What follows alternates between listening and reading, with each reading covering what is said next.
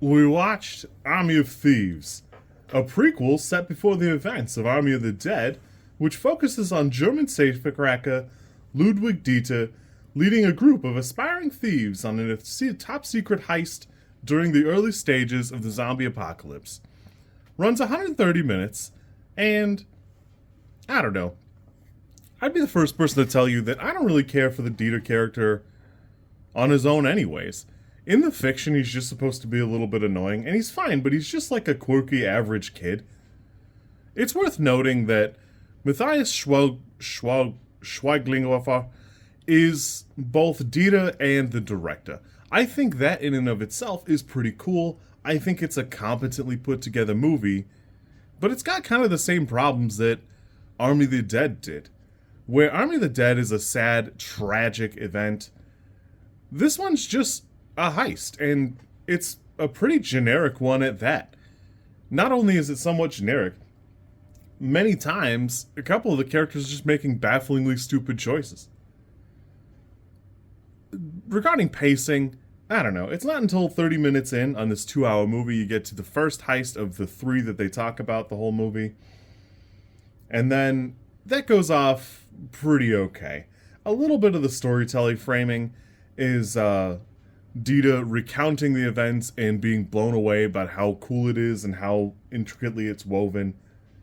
I think that's a fun bit. It's not particularly good, in my opinion, but it's a fun little bit. I can accept that. But 10 minutes later, we're introduced to an antagonist, finally. And even in the fiction, the antagonist is a guy from Interpol, and he's mad at the other thieves, the army, as they are, and because they shot at him, which is, of course they did, because why wouldn't they? And whatever. But even in the meeting that you introduce this character in, they go, "Hey, there's a zombie apocalypse going on. Are you sure we should? Like, who cares? Like, we got other stuff. There's other stuff. Who cares about this?" But lo, the Interpol guy does somehow control enough of them to have an investigation and stake out another bank and, fumble around for the rest of the film. It's fine. It's fine, it's just unremarkable. I want to like it, but all of the characters here are just kind of stilted caricatures of what they should be. I think it's directed well. I think it's put together pretty well. Some of these bits are great. I do like Dieter being a quirky, goofy guy.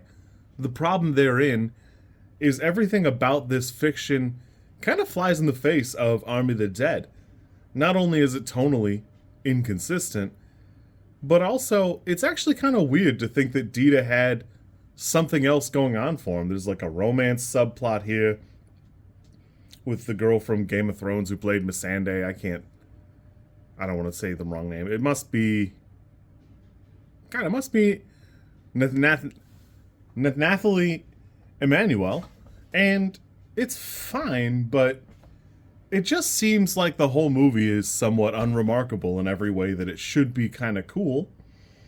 It's worth noting that when they were marketing this as a prequel, they did say, "Oh, zombies will be in it," and I think that's a little disingenuous, because Ludwig seems to encounter zombies in his dreams a lot, which it's bizarre. They're scary.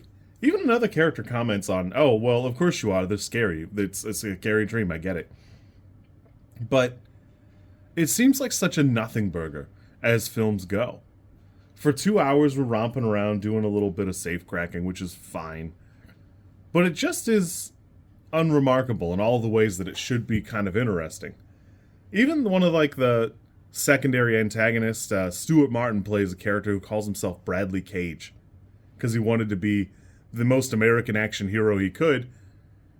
But even his, when he betrays the group and goes after them, even that's a little uninspired. He just is being a abusive ex. It's not really anything interesting. So much so, of the 30 minutes of the film earlier, there is another safecracker that was comparable to Dieter. He obviously was not on the same level, but from Bradley Cage's perspective, I could see him taking him up as, "Sure, this guy can do it." And there's no real reason to think that he couldn't. but we don't. For whatever reason, we introduce very interesting caricatures and a little interesting world building, but we don't really do anything with it. It's got a passably interesting start. I like the little safe cracking competition. I don't love it, but I don't know. I just don't think much of this movie. This, for me, is probably like a 4.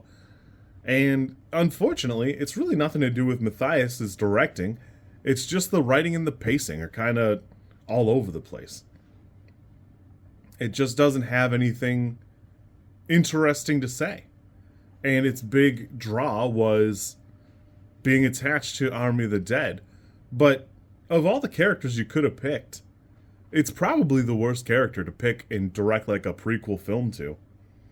Like, I think most people would rather see Batista and company just doing the zombie stuff for like a full hour, and that would probably be okay. I don't know. I wanted to really like this, and it's fine. It's just not anything special, which is, kind of sad because it's got every reason to be kind of cool, but even like the big risks and swings it takes are kind of counter to the point, which is unfortunate because it's not doing any of the ones that it probably ought to have. You kids be good.